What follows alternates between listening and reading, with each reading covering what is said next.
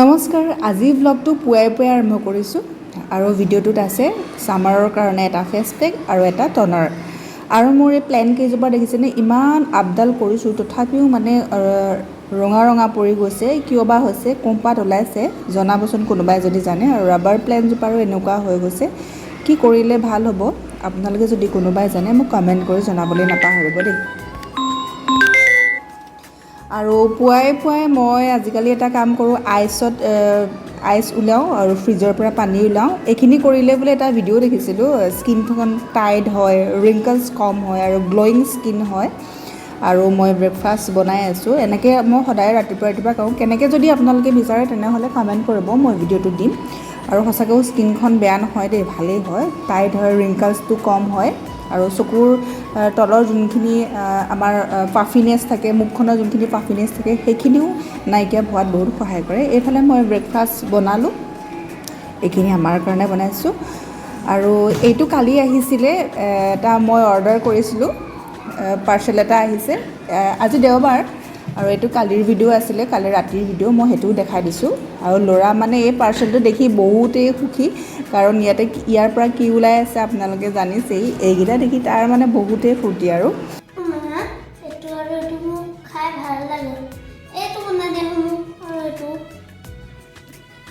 এতিয়া নালাগে, কাইলৈ খাবা।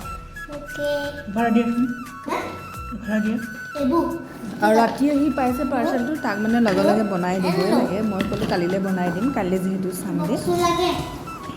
আৰু মই তাক এইটো বনাই দিবলৈ লৈছোঁ। আপোনালোকে বাৰু খুৱাই নে জনাবচোন, যদি নোখোৱাই খুৱাব, বহুতেই ভাল। কি বেনিফিট আছে মই সেইটোও জনাই দিম। ফ্লিপকাৰ্ট, এমেজন এইকেইটাতো পাব। আৰু এইটো হৈছে QR কোড।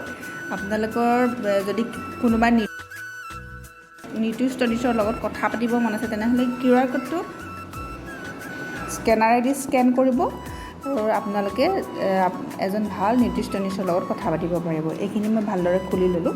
আৰু মই এইটো ল'ৰাক কিয় খুৱাওঁ, মোৰ ল'ৰাক কিয় খুৱাওঁ, সেইটো মই আপোনালোকৰ আগত কৈ আছোঁ। আৰু ভীমকল মানে অসমৰ প্ৰাকৃতিক পৰিৱেশৰ লগত খাপ খোৱা ফল, সেয়েহে আৰু ফিডবিমৰ বাবে প্ৰয়োজন হোৱা যিবিলাক ভীমকল হয়, পৰিষ্কাৰ আৰু অত্যাধুনিক সুবিধাৰে কাৰখানালৈ আনি পেলাই ইয়াৰ প্ৰক্ৰিয়াকৰণ কৰে আৰু পেকেজ কৰে। ইয়াৰ সোৱাদটো একেবাৰে চকলেটীয় হয়, চকলেটৰ দৰে। আৰু এইটো পানী নাইবা গাখীৰতো খাব পাৰি।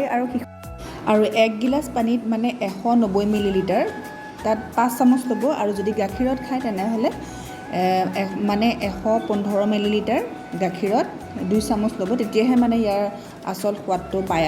আৰু এইটো 2 বছৰৰ ওপৰৰ সকলো ল'ৰা ছোৱালীয়ে খাব পাৰে। আৰু মই এটা কাৰণে দিওঁ, ফিডবিমে উচ্চতা আৰু ওজন বৃদ্ধি কৰাতো সহায় কৰে। লগতে এইখিনি মই ব্ৰেড আৰু বাটাৰ দিছোঁ। আৰু ভীমকলৰ পৰা প্ৰাকৃতিকভাৱে পোৱা শক্তি আৰু প্ৰ'টিন থাকে কাৰণে এইটো তোমালৈ লৈ আহিলোঁ।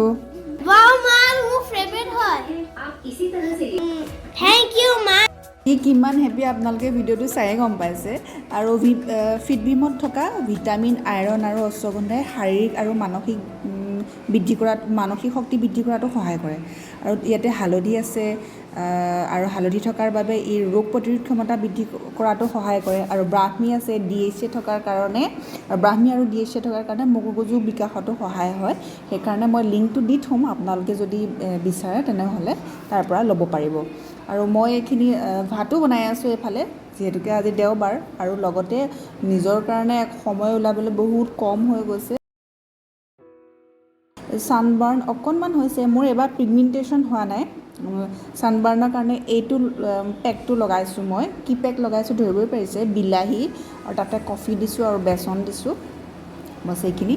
আৰু এইখিনি মোৰ হৈ গ'ল। এইফালে ধৰিব পাৰিছেনে, মোৰ ফিডবিমৰ টেমাই বহুত দম হৈ আছে, মানে ইমানেই খায়, গাখীৰত সেইটো দিলেহে খায় আজিকালি।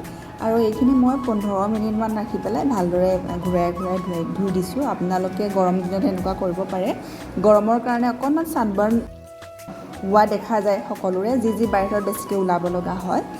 আৰু লগতে মই এটা টনাৰ নিজে বনাই আছিলোঁ, আপোনালোকে দেখিছে চাগে। এইটো টনাৰটো তাৰপাছতে মই এনেকৈ লগাই ল'লোঁ। আৰু এইটো টনাৰ লগালে ৰিংকলছ, পাফিনেছ সেই সকলোবিলাক নাইকিয়া হয়। যদি আপোনালোকে চাব বিচাৰে তেনেহ'লে মই আকৌ এবাৰ দি দিম। আৰু এইখিনি ভাত বনাই আজৰি হ'লোঁ। আৰু এইখিনি হৈছে দুপৰীয়াৰ সাজ। আজিৰ ভিডিঅ'টো ইমানেই আছিলে, ভাল লাগিলে প্লিজ কমেণ্ট এটা কৰিব দেই।